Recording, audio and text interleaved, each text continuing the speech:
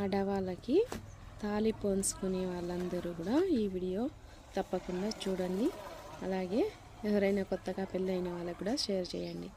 చూడండి, ఇలా 9 1 2 3 4 5 6 7 8 9 అయితే బొట్టుతో కలిపి కూడా 9 పూసలు రావాలి.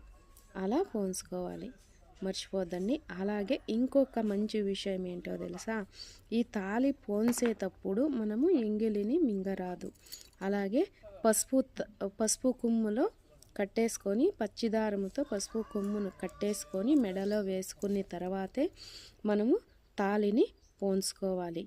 ఇంకొక విషయం ఏంటంటే, తాళిని పోన్చుకునే దినం గురువారము తాళిని పోన్చుకోవాలి, మర్చిపోవద్దండి. ఇలాంటి మంచి వీడియోస్ కోసం మన ఛానల్ని సబ్స్క్రైబ్ చేసుకోండి, లైక్ చేయండి, షేర్ చేయండి. Thank you.